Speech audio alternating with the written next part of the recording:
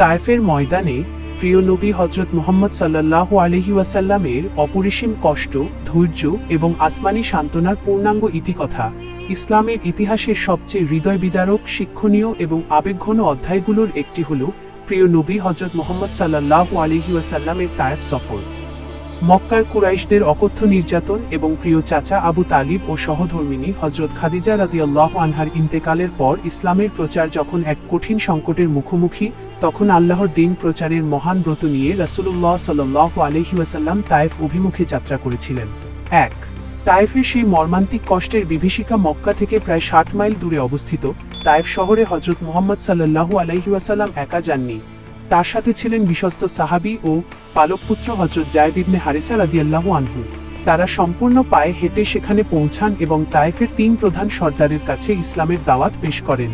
কিন্তু সেই সর্দাররা কেবল অত্যন্ত ঔদ্ধত্যের সাথে দাওয়াত প্রত্যাখ্যানই করেনি, বরং নবীজির সাথে চরম অসৌজন্যমূলক আচরণ করে।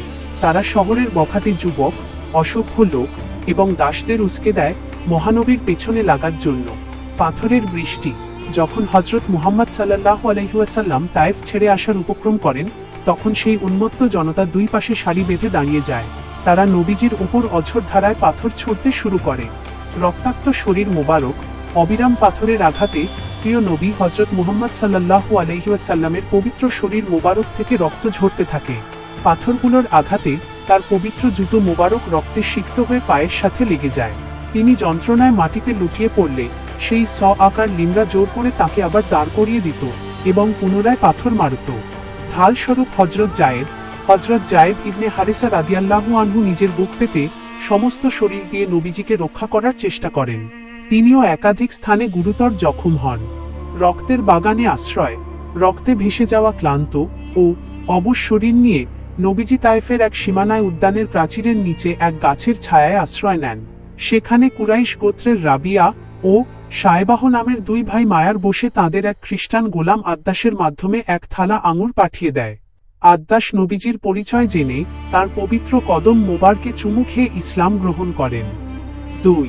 পাহাড়ের ফেরেশতার প্রস্তাব ও বিশ্বনবীর অনুপম ধৈর্য। উদ্যানে বসে যখন প্রিয় নবী হযরত মুহাম্মদ সাল্লাল্লাহু আলাইহি ওয়াসাল্লাম আল্লাহর দরবারে মোনাজাত করছিলেন, তখন আকাশ থেকে এক অভূতপূর্ব দৃশ্য নেমে এল।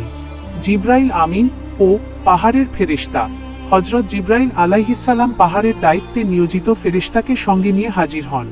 পাহাড়ের ফেরেশতা অত্যন্ত বিনম্র সালাম জানিয়ে বলেন, হে মুহাম্মদ সাল্লাল্লাহু আলাইহি ওয়াসাল্লাম, আল্লাহ তাআলা আপনার জাতির পক্ষ থেকে আপনার প্রতি যা করা হয়েছে তা সবই শুনেছেন।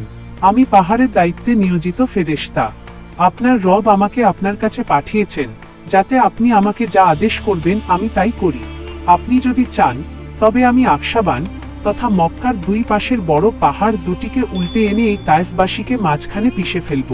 ক্ষমা ও ধৈর্যের অতুলনীয় পরাকাষ্ঠা।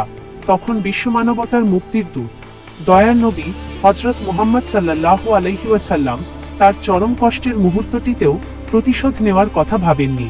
তিনি পরম ধৈর্যের মূর্ত প্রতীক হয়ে পাহাড়ের ফেরেশতাকে বললেন, বরং আমি আশা করি আল্লাহ তাআলা এই জাতির বংশধরদের থেকেই এমন লোক পয়দা করবেন যারা একমাত্র আল্লাহর ইবাদত করবে এবং তার সাথে কাউকে শরীক করবে না। 3. আসমানি সান্ত্বনা এবং পরম প্রশান্তি। তায়েফের জমিনে মানুষ নবীজিকে চরম অপমান ও শারীরিক কষ্ট দিলেও আসমান থেকে মহান আল্লাহ তার প্রিয় হাবিব হযরত মুহাম্মদ সাল্লাল্লাহু আলাইহি ওয়াসাল্লামকে বিশেষ সান্ত্বনা ও মর্যাদা দান করেন। মমতাময়ী আসমানি সান্ত্বনা। আল্লাহ তাআলা ফেরেশতাদের মাধ্যমে জানিয়ে দেন যে পার্থিব এই প্রত্যাখ্যান ও কষ্ট আল্লাহর দরবারে তার মর্যাদা একটুও কমাতে পারেনি, বরং আসমানের জগতের কাছে তিনি সর্বশ্রেষ্ঠ সম্মানিত ব্যক্তিত্ব। জমিনের অবুঝ মানুষ তাকে আঘাত করলেও আসমানের মালিক তাকে পরম ভালোবাসায় বুকে টেনে নিয়েছেন। শারীরিক ও মানসিক প্রশান্তি।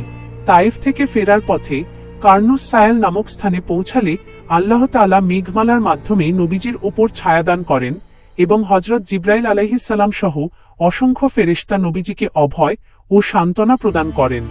এই ঐতিহাসিক ঘটনাটি আমাদের শিক্ষা দেয় যে সত্য ও ন্যায়ের পথে চলতে গেলে শত বাধা, অপমান ও শারীরিক কষ্ট আসতে পারে, কিন্তু ক্রোধ বা প্রতিশোধের বদলে ধৈর্য, ক্ষমা এবং মানুষের কল্যাণের মানসিকতাই একজন প্রকৃত মুমিন ও মুত্তাকির মূল ভূষণ।